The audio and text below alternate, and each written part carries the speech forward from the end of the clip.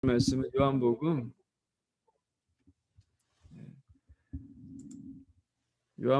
13장 36절에서 14장 6절입니다.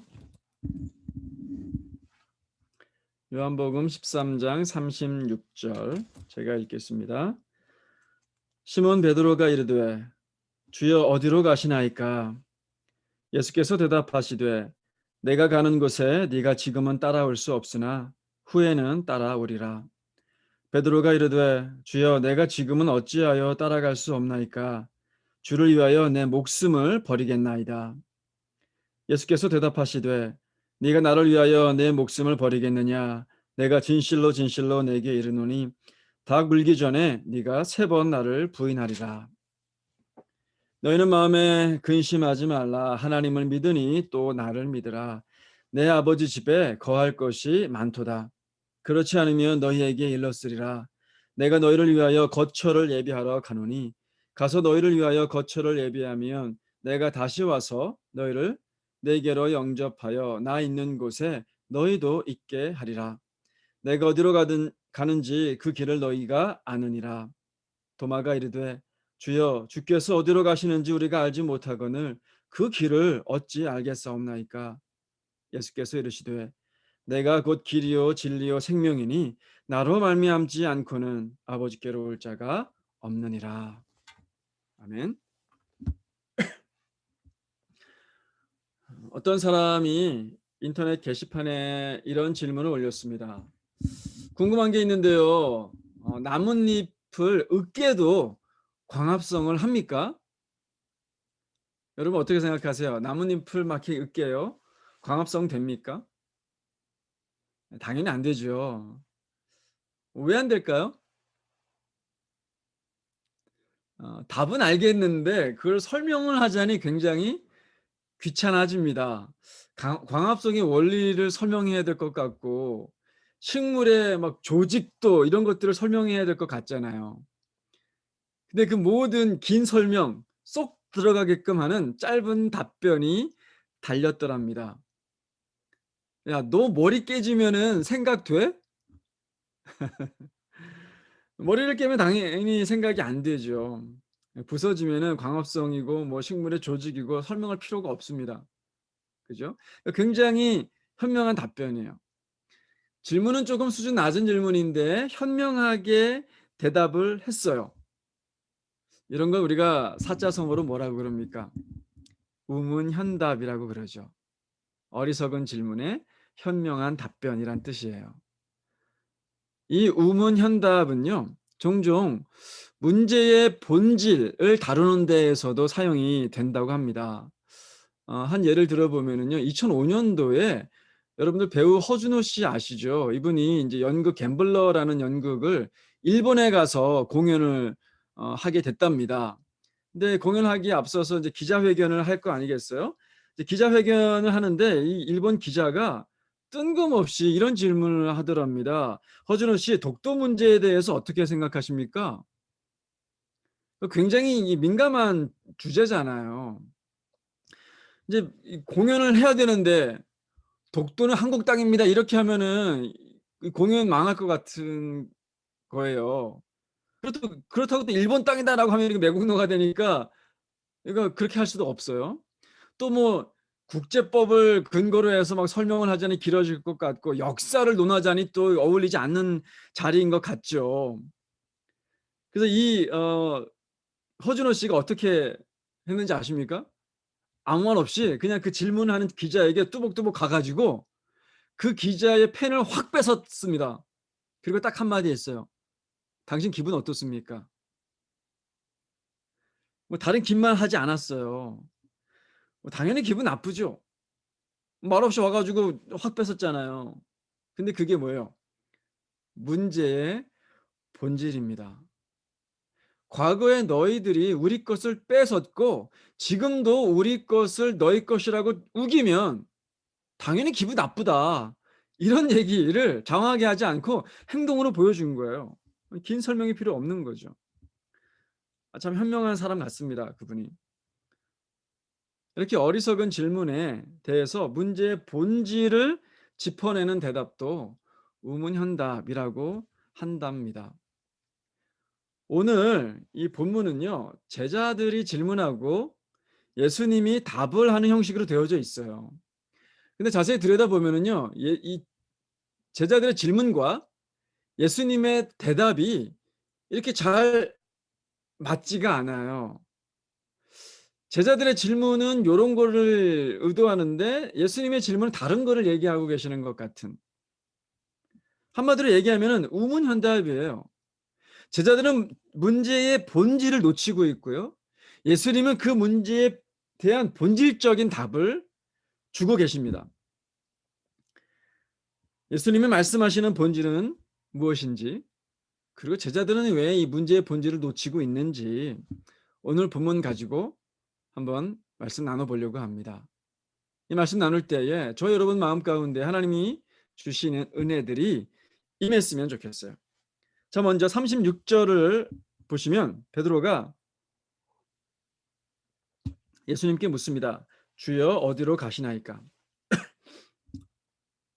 이 질문은 그냥 뜬금없이 나온 게 아니에요. 예수님이 어디론가 가시겠다라고 말씀을 앞전에 하셨기 때문에 물은 거예요. 13장 33절을 보세요. 예수님이 뭐라고 하시냐면 작은 자들아 내가 아직 잠시 너희와 함께 있겠노라. 너희가 나를 찾을 것이나 일찍이 내가 유대인들에게 너희는 내가 가는 곳에 올 수 없다고 말한 것과 같이 지금 너희에게도 이르노라.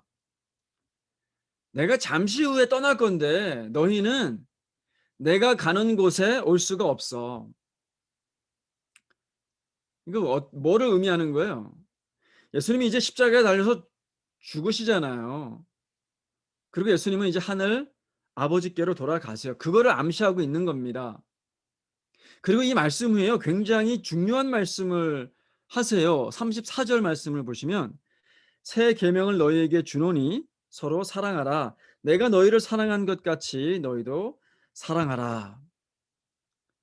이거는 발을 씻으시는 앞에 그 장면들과 이어지는 말씀이에요. 굉장히 중요한 말씀이고 엄청난 계명입니다. 근데 이 말씀을 하셨는데 제자들은요, 이 계명에 반응이 시큰둥해요. 오히려 뭐가 귀에 딱 꽂혀요? 예수님이 떠나시겠다는 그 말씀. 그게 딱 꽂힙니다. 그래서 베드로가 묻고 있는 거예요. 주님 어디로 가시려고 그러는 거예요?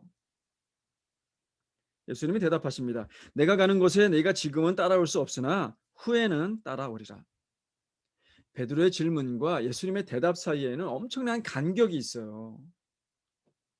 베드로의 질문은 실제로 예수님이 어떤 장소로 가시는지를 묻고 있는 거죠. 나중에는 거기 네가 올 수 있지만 지금은 네가 따라올 수 없어. 이거 당연한 거 아닌가요? 예수님이 의도하시는 것을 잘 생각해 보면 예수님이 말씀하시는 게 이해가 돼요. 근데 예수님의 답변을 지금 베드로는 깨닫지 못하고 있어요.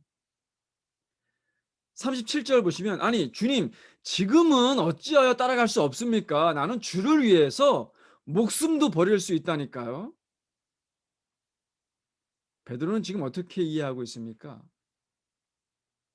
목숨도 잃을 수 있을 만큼 뭔가 위험한 일을 기대하고 있는 거예요. 예수님이 가시는 곳이 그것과 연관이 있다라고 지금 이해하고 있는 거예요. 뭐예요? 지금 전쟁을 기대하고 있는 겁니다.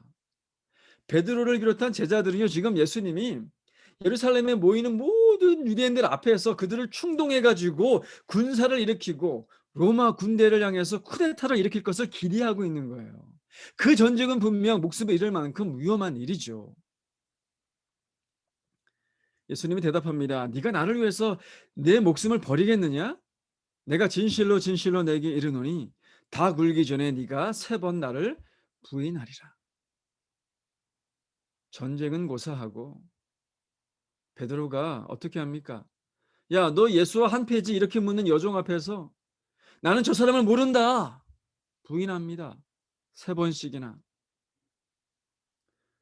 주여, 어디로 가십니까? 베드로는 지금 본질을 벗어난 질문을 하고 있어요.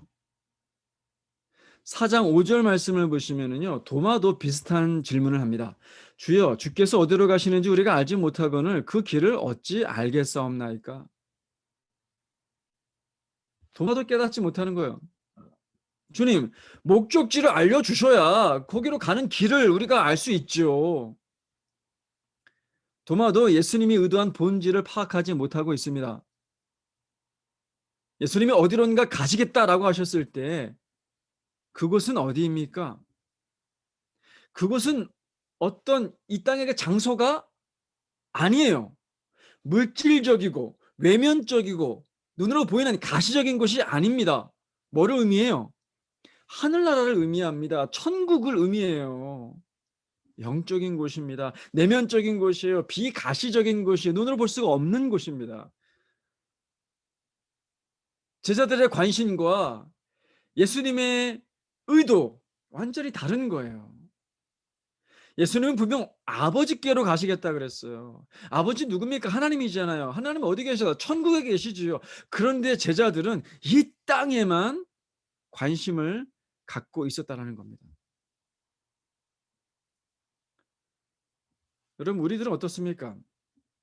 제자들의 모습과 비슷하지 않습니까? 예수님을 믿고 예수님을 의지하기는 해요.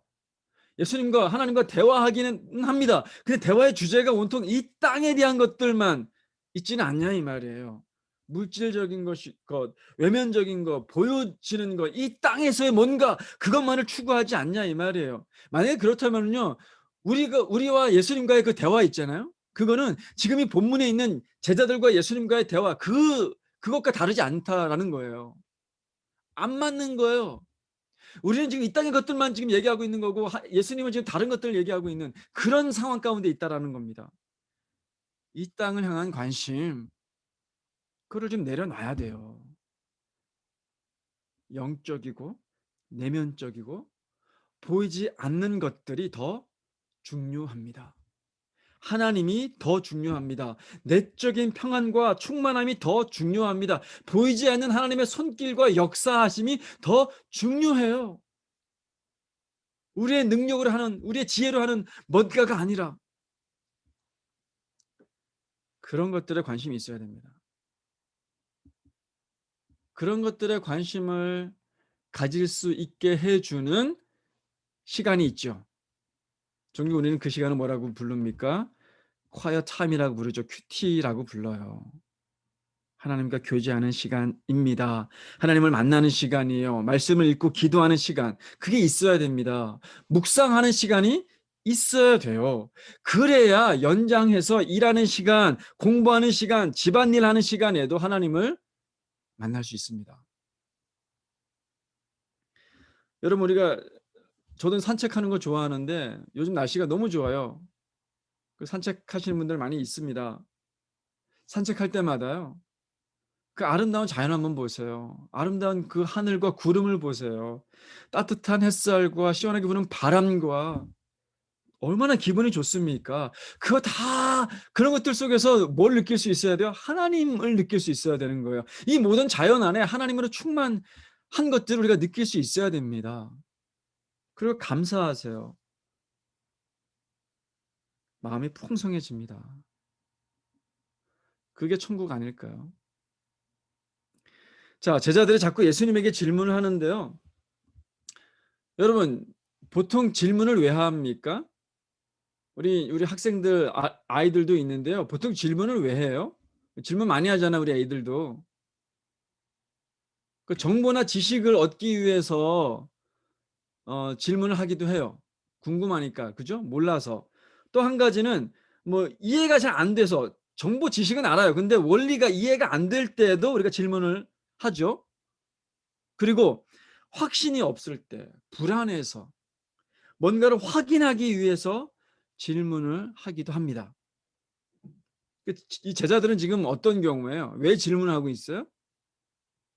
지식과 정보가 부족해서 뭔가 알긴 아는데 원리를 이해가 안 돼서 세 번째일 거예요. 불안해서 확신이 없어서 지금 질문하고 있는 겁니다.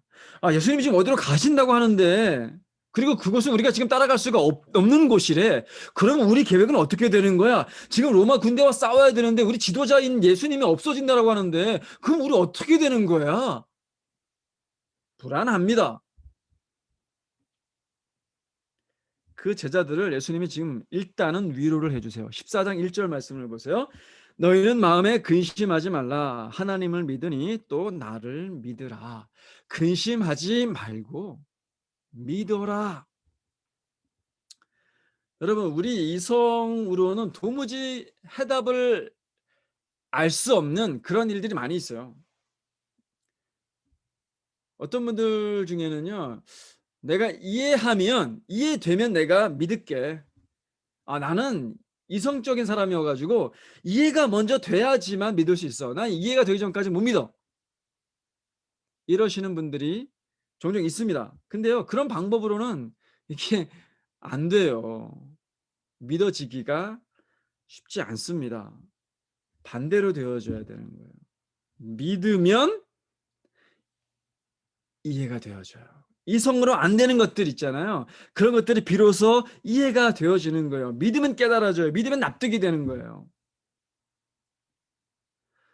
깨닫지 못하고 있는 제자들에게 지금 이해가 되지 않아서 불안하냐? 걱정하지 말아라. 먼저 믿어라. 그러면 이해가 될 거야. 그러면 마음의 평안이 오게 될 거야. 그걸 지금 위로하고 계시는 거예요. 그러고서 이제 예수님이 가려고 하시는 곳의 실체에 대해서 말씀을 하세요. 실체를 드러내십니다. 2절에 내 아버지 집에 거할 곳이 많도다. 그렇지 않으면 너희에게 일렀으리라. 내가 너희를 위하여 거처를 예비하러 가노니 가서 너희를 위하여 거처를 예비하면 내가 다시 와서 너희를 내게로 영접하여 나 있는 곳에 너희도 있게 하리라. 예수님이 어디로 가세요? 내 아버지 집. 그곳이 어디입니까? 하늘나라죠. 천국입니다. 그곳에 예수님이 우리를 위해서 거처를 마련하시려고 먼저 가시겠다는 거예요. 자, 거처. 한국말로 뭐예요? 거할 처소잖아요. 거할 곳. 거할 곳. 대부분의 영어 성경도 그냥 a place 또는 room 이런 단어로 번역을 했어요. 근데 최근까지 권위 있는 성경이라고 알려져 있는 킹 제임스 버전. 저는 킹 제임스 버전 그렇게 아주 썩 좋아하는 버전은 아닌데요. 이 킹 제임스 버전에서는 어떻게 번역을 했냐면 In my father's house are many mansions라고 돼 있어요. 내 아버지 집에는 많은 맨션들이 있다. 한국도요. 옛날에는 이 성경을 굉장히 중요하게 생각을 해가지고 많이 참조했단 말이에요. 근데 맨션이라고 번역을 했잖아요. 맨션. 여러분 맨션은 어떤 이미지가 있나요? 초라한 일반 아파트가 아니에요. 맨션 그러면은 화려한 집입니다. 별장 같은 집이에요. 아, 천국이니까 당연히 좋은 집 주시겠지. 이런 이미지가 있어요. 여기에 천국에 대한 오해가 있습니다. 여러분, 천국은 어떤 것인가요? 여러분들 한번 상상해 보세요. 여러분들이 이해하고 있는, 여러분들이 기대하고 있는 천국은 어떤 곳이에요? 한번 상상해 보세요. 금은 보화가 길거리에 막 차여요. 아, 뭐지? 다이아몬드야. 막 금으로 막 둘러싸여져 있는 막 대궐 같은 집이 나를 기다리는 곳? 젖과 꿀이 강처럼 막 흐르고 비단 옷을 입고 풍성한 음식을 날마다 먹을 수 있는 곳? 그래서 걱정과 슬픔은 없고 늘 만족하고 늘 풍요로운 삶을 사는 곳. 그런 곳 아닌가요?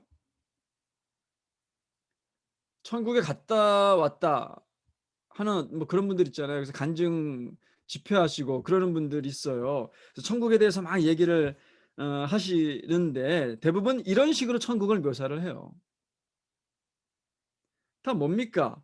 이 땅의 부귀영화를 최고로 과장해 놓은 모습.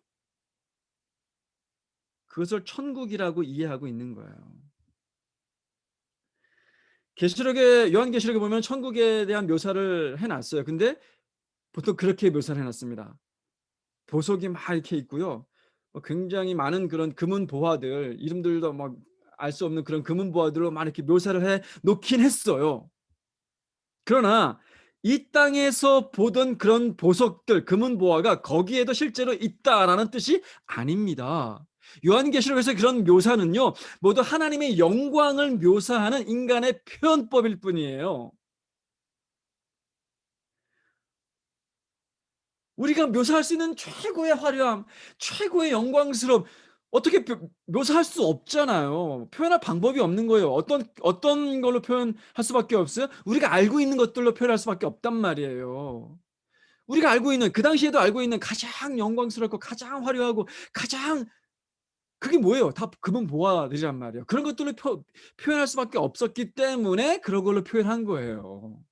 문자적으로 그렇게 천국이 만들어져 있다가 아닌 거죠. 실제로 금은 보화가 다이아가 막 길에 막 굴러다니고 발에 차이고 그런 것이 아니라는 거예요. 천국에서는 뭐가 제일 중요합니까? 그런 것들이 중요해요? 아니에요. 천국에 제일 중요한 거는 하나님입니다. 천국에서 가질 맨션 같은 집, 누리게 될 부귀영화, 그게 천국의 본질이 아닌 거예요. 사람들은 자꾸 천국을 이 땅의 연장선상으로 보려고 그래요. 이 땅에서 가지지 못한 것 거기서 갖고 싶어 해요. 이 땅에서 누리지 못한 것 거기서 누리고 싶어 한단 말이에요. 그래서 하나님이 계시든 계시지 않든 별로 안 중요해요. 그걸 천국이라고 믿고 있어요. 천국에 대해서 잘못 알고 있는 겁니다. 천국은요, 공간적인 개념 분명히 있습니다. 근데 그게 본질이 아니에요. 천국의 본질이 뭐예요? 하나님이에요. 하나님이에요. 하나님 만나고 싶어서 가는 곳이 천국인 거예요. 아무리 화려해도 하나님이 계시지 않으면 그것은 천국이 아닙니다. 그것은 지옥이에요. 시편 27편 4절에 시인은 이렇게 노래합니다. 내가 여호와께 바라는 한 가지 일 그것을 구하리니 곧 내가 내 평생에 여호와의 집에 살면서 여호와의 아름다움을 바라보며 그의 성전에서 사모하는 그것이라. 여호와의 집에 살면서 집의 아름다움을 바라보겠다 그랬습니까?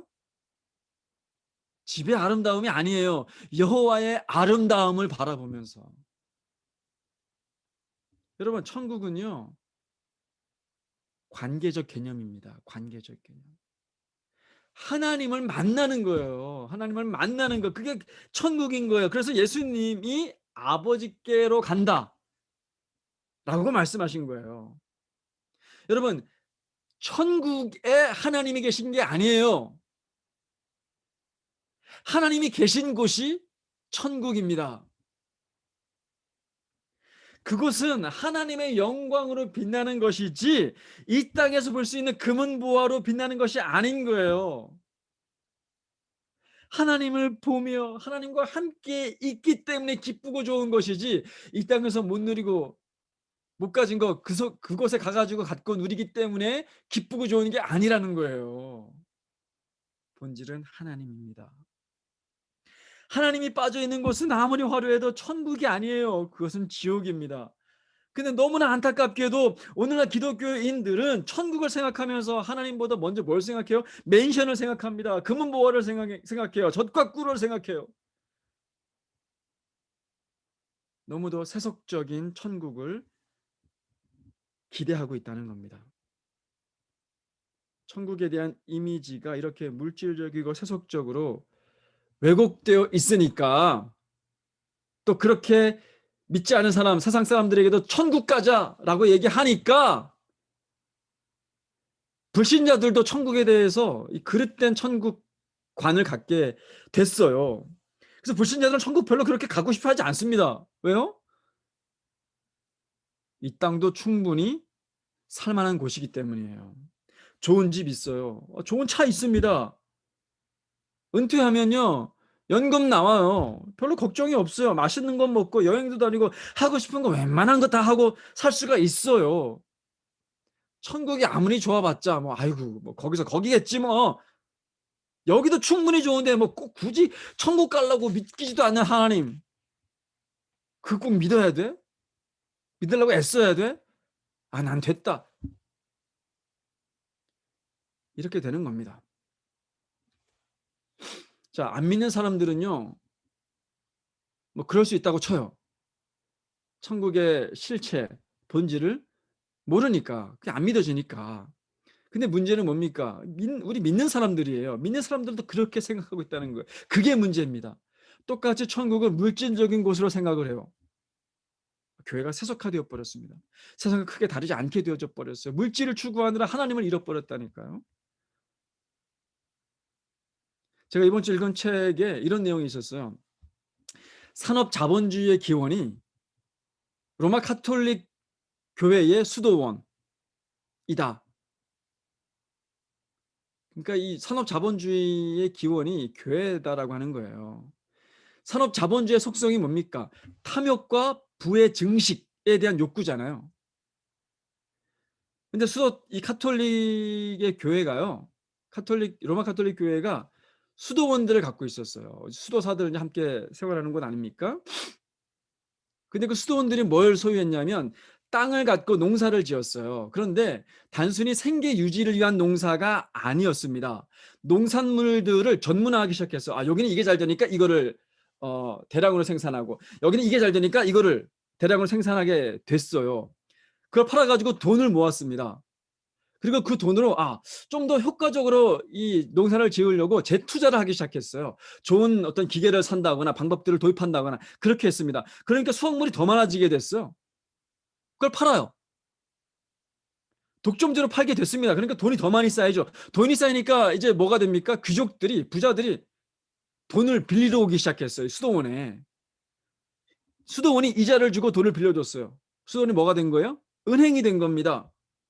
그 당시 한 수도회가 여러 수도원들을 이제 관리를 했거든요. 수도회도 많았어요. 근데 어떤 수도회는 수도원들의 땅을 다 합치면은 서울 면적의 3분의 2 정도가 되는 땅을 한 수도회가 갖고 있었다 그래요. 뭐 수도회가 여러가 있었을 거 아닙니까? 어거스틴 수도회가 있고, 뭐 앰브로시아 수도회가 있고, 여러 수도회가 있었을 거 아니겠어요? 그러니까 이 수도회, 이 교회는요, 엄청난 농지를 갖고 있는 부자 기관이었어요. 그렇게 교회가 돈을 막 모으고 많아지다 보니까 뭘 하고 싶어집니까? 실제로 그들이 뭘 하려고 했어요? 어마어마하게 화려한 교회를 짓기를 원했습니다. 돈을 이제 각 그 수도원들마다 돈을 내라 그랬어요. 근데 수도원들이 욕심이 생겨가지고 돈을 내는 거를 갖다가 흉내만 냈단 말이에요.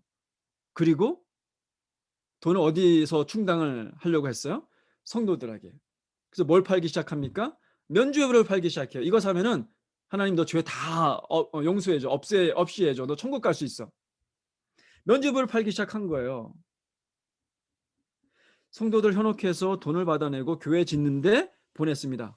로마에다 보낸 거예요. 그것에 불만을 품은 사람이 생겼죠. 그거 잘못됐습니다. 그거 성경적이지 않아요. 그게 누구예요? 그게 마틴 루터예요. 거기서부터 종교개혁이 시작된 겁니다. 중세 교회도요. 로마 카톨릭 교회, 물론 우리랑 지금 다른 교회이긴 하지만 천국에 대한 본질적 개념을 잃어버렸습니다. 천국의 화려함을 이 땅에서 실현시키려고 했기 때문에 하나님을 잃어버렸어요. 물질적, 세속적 영광만을 추구한 거예요. 오늘날 교회도 그런 유혹이 늘 있습니다. 특별히 대형 교회 더 많이 있죠. 그래서 성공을 부추깁니다. 축복을 추구합니다. 그게 교회의 본질이 아니에요. 천국의 본질이 아닙니다. 천국의 본질은 하나님이에요. 하나님. 자, 그러면 그 하나님을 어떻게 만날 수 있습니까? 방법이 뭐예요? 도마가 주께서 어디로 가시는지 알지도 못하는데 그 길을 어찌 알 수 있습니까? 라고 질문하니까 예수님이 뭐라고 대답하십니까? 6절에 내가 곧 길이요 진리요 생명이니 나로 말미암지 않고는 아버지께로 올 자가 없느니라. 예수님이 아버지께로 가는 길, 천국에 가는 길입니다. 그분 밖에는 다른 길이 없어요. 예수님을 믿어야 됩니다. 그가 하신 말씀을 진리임을 믿어야 돼요. 그래야 하나님께로 천국으로 갈 수가 있는 거예요. 저는 개인적으로 찬송가 85장을 굉장히 좋아합니다. 1절 가사가 이래요. 작년에 새벽기도 하실 때 제가 종종 불렀는데 1절 가사가 이렇습니다. 구주를 생각만 해도 이렇게 좋거든. 주 얼굴 배울 때야 얼마나 좋으랴. 이 한 절 가사에 천국에 대한 본질이 다 들어가 있는 것 같아요. 먼저 구주를 생각만 해도 이렇게 좋거든. 이거는 이 땅에서 천국을 경험하는 방법이에요. 천국은 꼭 우리가 죽어서 가는 곳이 아니라 그랬죠. 장소적 개념이 아니라고 말씀을 드렸어요. 일상에서 주님을 생각을 하는 거예요. 날 사랑하시는 분. 내가 내 죄 때문에 심판받고 죽어 지옥 가야 되는데 예수님이 내 죄를 대신 짊어지시고 십자가에 대신 달려 죽으셨지. 내가 죽어야 되는데 예수님이 대신 죽으셨지. 내가 뭐라고 예수님이 이렇게 나를 사랑하십니까? 내가 뭔데 이렇게 나를 사랑하십니까? 감사합니다. 감사합니다. 그럴 때 그곳이 어디가 됐든지 간에 하나님이 임하시는 것, 예수님을 만나는 것이기 때문에 그것이 천국이 돼요. 또 주 얼굴 뵐 때야 얼마나 좋으랴. 이거는 이제 죽어서 하나님을 뵙는 순간을 의미하잖아. 진짜 천국이에요. 정말 좋은데 천국의 화려함과 부귀 영화 때문에 좋은 게 아니에요. 주 얼굴 배울 때야 주님을 배울 수 있기 때문에 좋은 거예요. 주님 때문에 좋은 거예요. 나를 사랑하셔서 나를 위해서 대신 십자가에 죽으신 분을 이제 직접 가서 배우는 거예요. 그래서 좋은 거예요. 여러분 한번 생각해 보세요. 얼마나 좋을까요? 예수님을 만나는 거예요. 직접 그 사랑에 충만한 그 얼굴로 우리에게 손을 내미시고 우리를 안아주시는 그 예수님 한번 상상해 보세요. 좋지 않겠습니까? 주님을 직접 만나는 그날까지 그거 소망하면서 그거 기대하면서 사는 거예요. 그게 진짜 믿는 자들의 살아있는 소망이에요. 여러분은 주님을 언제 뵙습니까? 제가 주중에 큐티 하시라고 늘 권면을 드리는데 큐티 하면서 주님을 뵙기를 바랍니다. 그리고 주일날에는 예배 드리면서 주님을 뵙기를 바라요. 예배 드릴 때 천국을 경험하는 겁니다. 나를 사랑하시는 분, 나를 구원하시는 그 주님을 만나는 시간 되는 겁니다. 여러분 맹숭맹숭 아무런 기대 없이 그냥 예배 드리러 이렇게 오지 마세요. 그럼 안 됩니다. 주님을 만날 기대를 가지고 오시는 거예요. 주님을 만날 소망을 가지고 오시는 거예요. 그래야 돼요. 다음 주부터 이제 에베네zer 교회에 가서 대면 예배를 시작합니다. 여러분 그곳에 하나님이 임했으면 좋겠어요. 저와 여러분 모두가 하나님을 만나고 천국을 체험하는 그런 곳이 되었으면 좋겠어요. 그래서 여러분 오실 때 그냥 맹숭맹숭한 마음으로 가야 되니까 목사님이 오라고 하셨으니까 대면 예배 시작했으니까 그런 의무감으로 오시는 게 아니라 이런 마음으로 왔으면 좋겠어요. 난 오늘 하나님 만나고 천국 경험하러 간다. 그렇게 왔으면 좋겠어요. 그런 마음으로 오시는 저희 여러분들에게 하나님은 천국을 선물하실 것입니다. 이번 한 주간 이제 새로운 한 주가 시작이 되죠. 이번 한 주간에도 하나님 만나고 예수님과 동행하시면서 천국을 경험하는 그런 복된 한 주간이 되어지시기를 바랍니다. 같이 기도하시겠습니다.